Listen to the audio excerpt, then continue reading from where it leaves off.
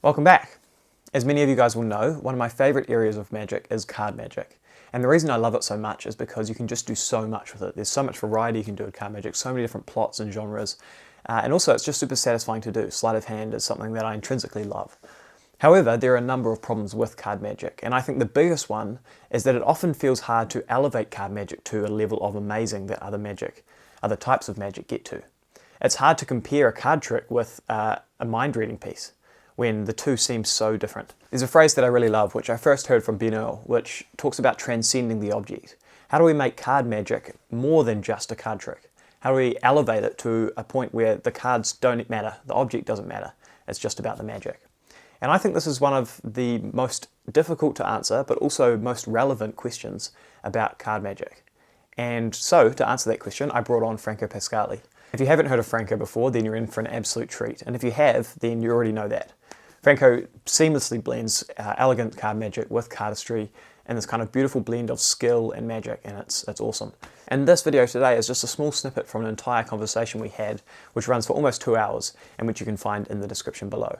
But I won't talk anymore. I really hope you enjoy this video and get a lot from what Franco has to say, because I certainly did.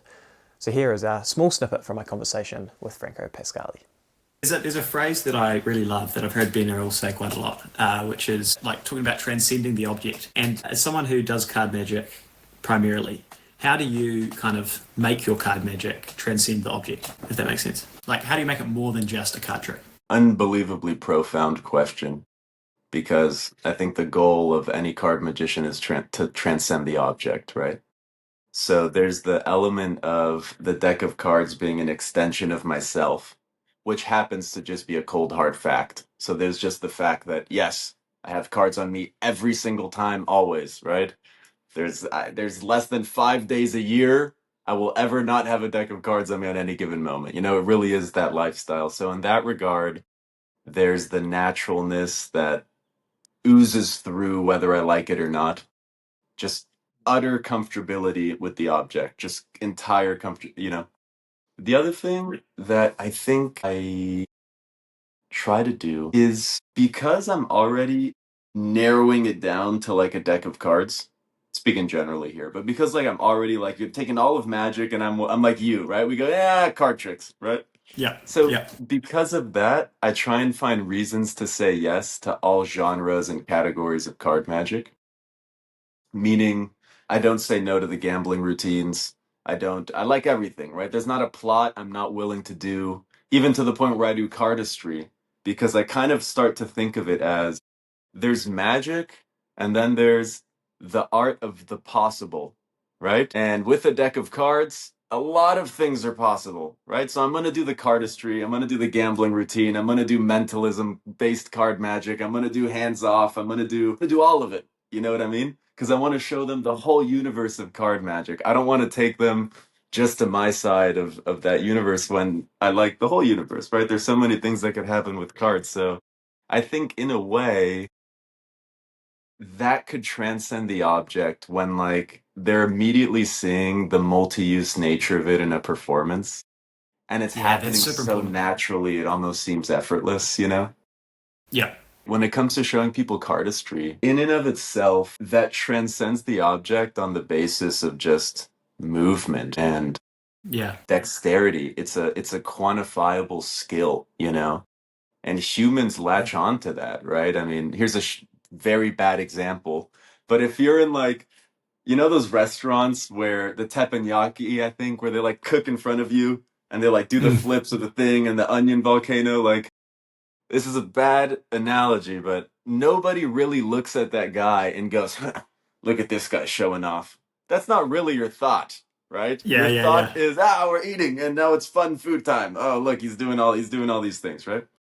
But that quantifiable skill, I think humans connect to that, whether you're a street juggler or whether you are a dancer or whether you are whatever the hell it could be.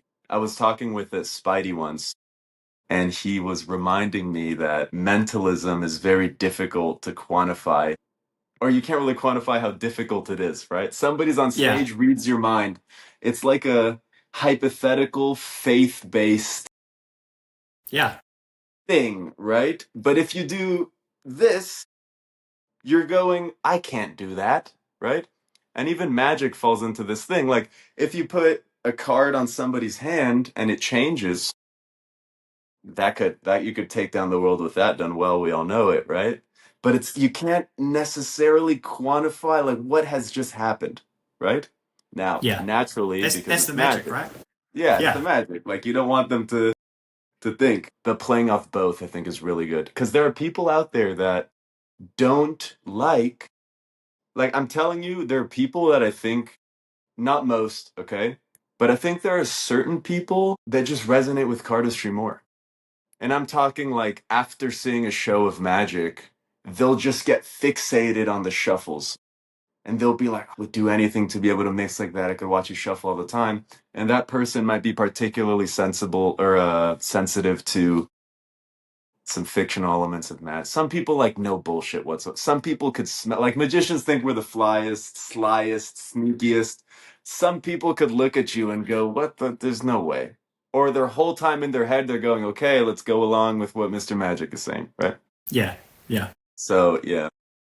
Also, I try and avoid presentations where they have to take my word for like huge pieces of information or where they need to have like this faith and thing.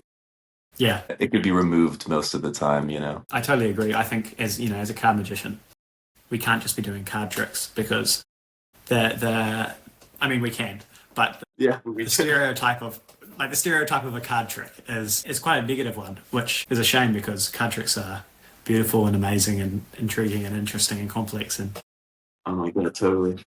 so it's like my lifetime battle is trying to make it interesting. I can't remember who. I think maybe it was with Antonio again. He was talking about the reason why card tricks kind of have that vibe about them. It's because you can't often borrow a deck of cards. As a result, it's always you introducing the object, and so therefore maybe there's a different feeling around it. But I think what you said is a really nice way to get around that, where if the object is kind of an extension of you, then it's like just you introducing yourself rather than I've got my deck of cards, I pick a card kind of thing. I guess one more question on this kind of same vein is what advice would you give to someone else who is kind of struggling to make card magic that kind of impactful, interesting, transcending the object kind of magic that you do? The number one advice is you just perform. You perform a lot. And hanging around magician helps too, because some effects, like you'll see somebody do it and you're like, why does that hit better than when I do it? That's an important question to ask, you know, because normally it's a very layered answer, right? Based on subtlety and who the person is and the timing. And it's one of those things where all of my best pieces live are the ones that I've done, you know, hundreds of times, if not more. Those are the best ones because it forms in a way that's hard to really describe, you know? So like you just have to perform a lot and practice a lot, Yep. but that there's no shortcuts. There's no real way, you know, other Yeah. than be selective of who you learn from. So I think that's very important. Don't learn Mm. from people who you don't think like no offense, but I never try and be disrespectful to anybody. But if somebody's talking to me about this and magic and this, that, and the other, and I'm thinking to myself, I wouldn't particularly love to see this person perform, I probably will dismiss a fair amount of what is said, which maybe is the shameful truth, but this is how I operate, right? No, it's Unless true. they have a Yeah. specific view because of something else, right? Like, Well, I mean, magic is a performance art, right? It's designed to be done rather than just talked about.